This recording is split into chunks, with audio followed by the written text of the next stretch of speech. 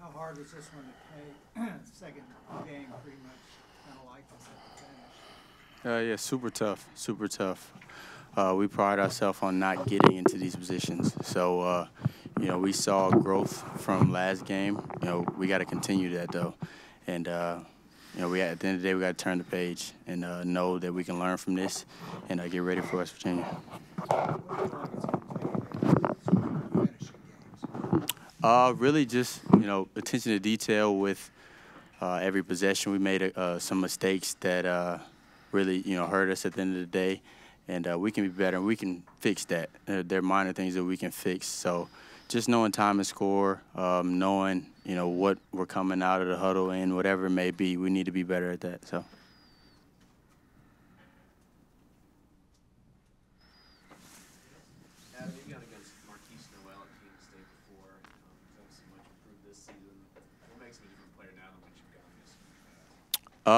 I know he worked his butt off this summer. He has a coaching staff that believes in him highly, lets him be, the engine to this team, and he goes out there and he leads by example. So, kudos to him. He did a really good job today. So. What was it like going up against your old coach up there? It was frustrating, seeing him, be able to finish this. Kudos to him, and we wish him the best. We're just excited to, continue on with the season and try to go 1-0 next game. Can you walk us through the sequence at the end of the game with the missed free throw?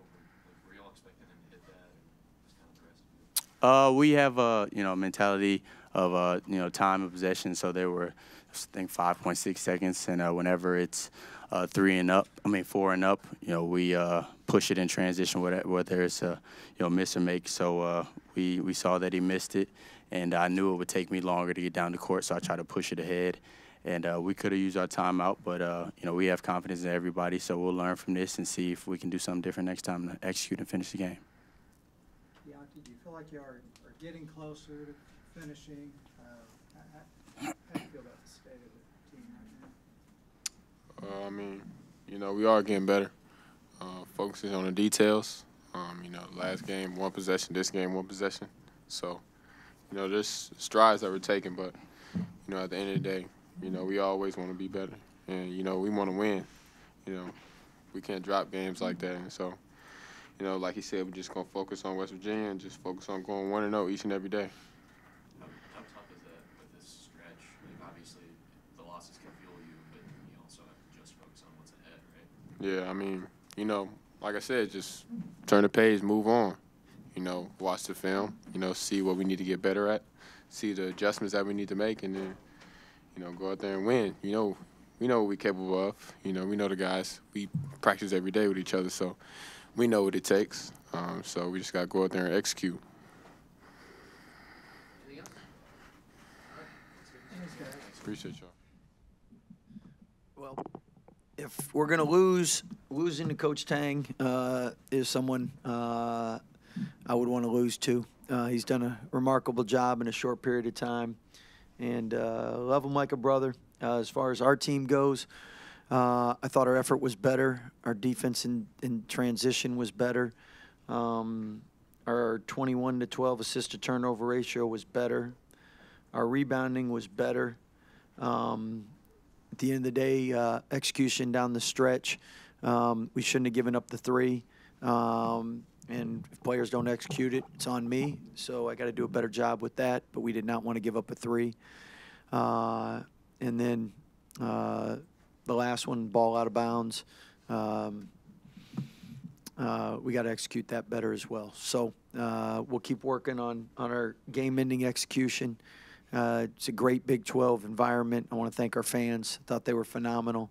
I want to apologize to them for 2 heartbreaking losses. I know it's not easy. But we'll get better, and we'll find a way to get better. It had to be difficult, even if you don't have just the whole setting.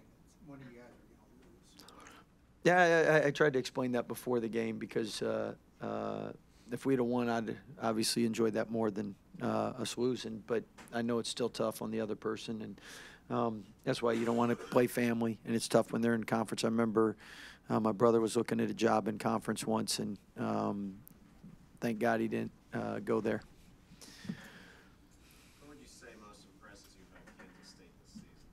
I think Coach Tang's done a great job with their chemistry, their grit, their toughness. They play a fun style. Noel is an unbelievable player. I mean, through 3 games averaging what he's averaging. And I tell you, it's a big advantage when you have 6-year guys compared to freshmen. I tell our freshmen, 19-year-olds, are there a 13-year-old out there that's going to beat you? That's how, I mean, you have to really compete against older people like that. And but I really have seen tons of maturity in his game, and I credit Coach Tang and the staff for that, and credit him. Keontae Johnson, someone that when he scored 20 on us at Florida, we knew how good he was. So you don't get SEC preseason player of the year accolades if you're not special. So those 2 guys are not only really good players, but I think they're really good culture and team guys. Is Marquise arguably the most improved player in the conference right now? There's not many people averaging 30 and 10. Scott, obviously, you have come close to winning. I mean, what do you feel like it's going to take to just kind of get over that hump? Well, the mental mistakes down the stretch. We gotta get better shots in the overtime, better attention to detail. So I would say the execution and attention to detail. Coach Tang embraced either before or after the game. What kind of things did you guys talk about? How hard was it for you guys to be across each other on the sideline like that? Well, once you start the game, you're not paying attention. You're locked in on your team, and but I mean, we coached against each other in practice for 19 years, so we pretty much knew what each other was doing. Coach, you have a really talented team. Does this start for you to kind of show the fine line in this conference between success and failure? Yeah, I think with the COVID stuff in 5th and 6th year guys, that really negates talent too. I think that experience is again, you can be a talented 13 or 14-year-old, and it's hard to beat a 19-year-old. So we got 3 freshmen that are playing; they're getting better. We got some guys that are in different roles that were role players that we're expecting more of, and until we can get better chemistry with that. I mean, the goal of every coach is that you don't have a 1-possession game, because we all know anything can happen. If Noel can make another shot that deep again on 1 try, I mean, Dame don't even shoot him that far. I mean, gosh dang, and then his bank with the left hand. I mean, that's 1-possession games, and that's why you can't let games go to 1-possession games. Scott, Jalen hit that 3 attempt overtime. Despite the loss, it's got to be a good confidence booster for him, right? I thought Jalen did some good things, 11 and 7, starting to take a step forward with his confidence, the guy's confidence. At the end of the game,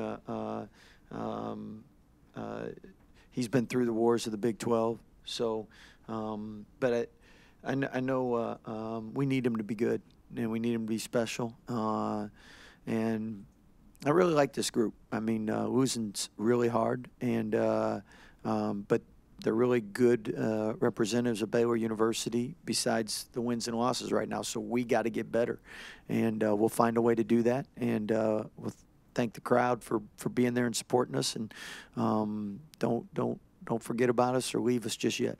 On the second to last possession where you guys turned it over in front of your bench, were you trying to switch to get Masood matched up where you could drive to the rim and get a look there? Yes, I mean, because we kept playing out of that. But whenever you have 2 on you, you want to get rid of the ball. Marquise found Masood. We didn't find Jalen Bridges, and credit them for making that and us not execute.